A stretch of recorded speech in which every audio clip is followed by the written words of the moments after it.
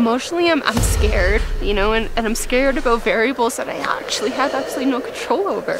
I don't know what it's going to be like to climb in the cold, and I don't know what the altitude's going to do to me.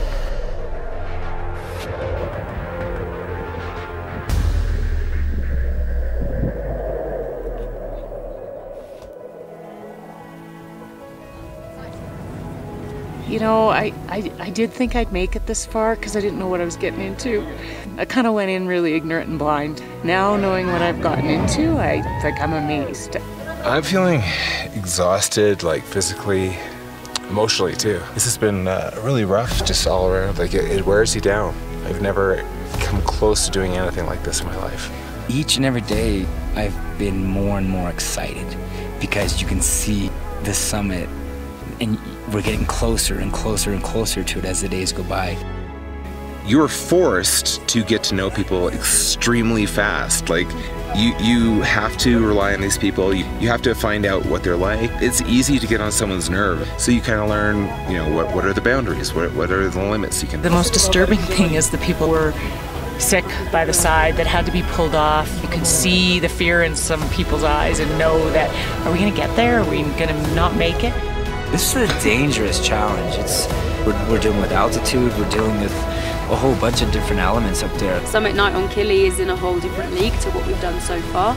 And then for many, and probably most, would be about to undertake the hardest night of their lives. It could be anything between 12 and 14 hours round trip to the high camp, through the dark, through the cold, all the way up to 5,895 metres.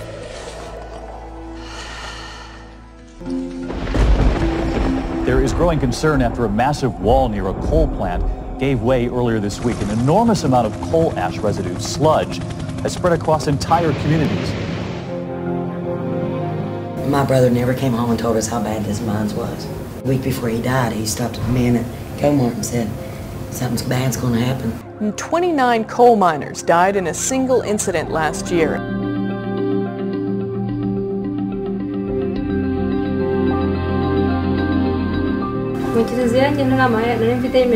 My name is Alice.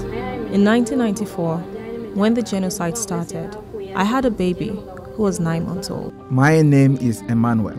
I am one of the genocide perpetrators. I started killing people in this area on the 11th of April, 1994. Another soldier speared me in the shoulder. He then cut off my hand and then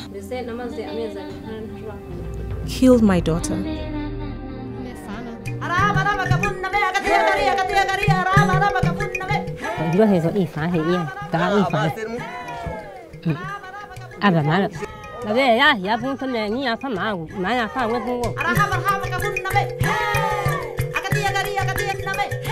On a vu beaucoup, on a découvert beaucoup de réalités. Enlève une très grande partie, une très grande. Alors, ça ça m'a nyomba wo, ami fanalo. Ni ta ni ami nyomba ko ali fanalo. Ai je no chan hia. Ali fano a ho wole. De yi cha we hia se. A we ni swalo fo amusano fo. To pase fo. A o ma a brother ali ba bene. To bu ma ya no so. Bu wa lo wa we hia se wo. We were on our knees, elbow to elbow, and the guy was pleading and crying, and he was saying, please let me kill him now. There was going to be a gun blast. I was waiting for a thud, and that was my life was gone. I love the word imagination. Dreams are only dreams. Imagination flowing into action is reality. Don Starkell talked to his 2 young sons about taking them on a canoe trip. That idea turned into the longest canoe trip in history. It's the kind of trip most people only dream about. A journey from the cold of Canada to the warmth of Brazil, all by water. Finally, we were able to look over the Gulf of Mexico. What I saw made me sick with fear. On May 1st, 1982, father and son, Don and Dana Starkell, made it into the Guinness World Book of Records. All aboard for the Amazon Hotel. Those were the last words his friends would hear in nearly 2 years.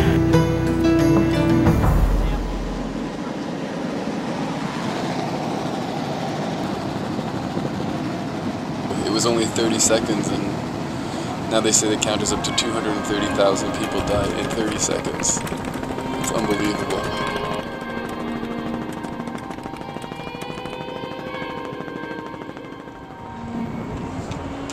Okay, so hopefully this works. I'm trying to avoid the wind here, so I don't know if it's gonna work.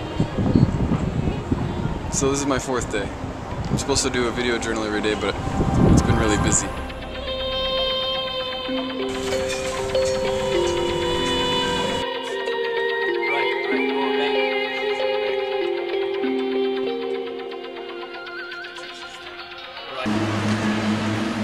I got 2 children, yes.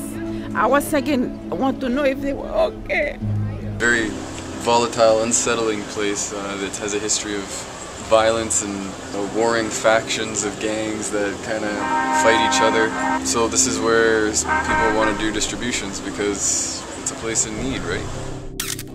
The only way to do it properly is to have military. So you have UN escorts and you have American military escorts there with their big bulletproof vests and their guns. It was just like, it was intimidating. Lineups of people, I would say thousands of people. We met a child the other day. She was 4 weeks old. She was born within the hour of the earthquake happening. While the mother was in labor giving birth in this hospital, the earthquake hit and everybody ran out and the mother was left there on her own.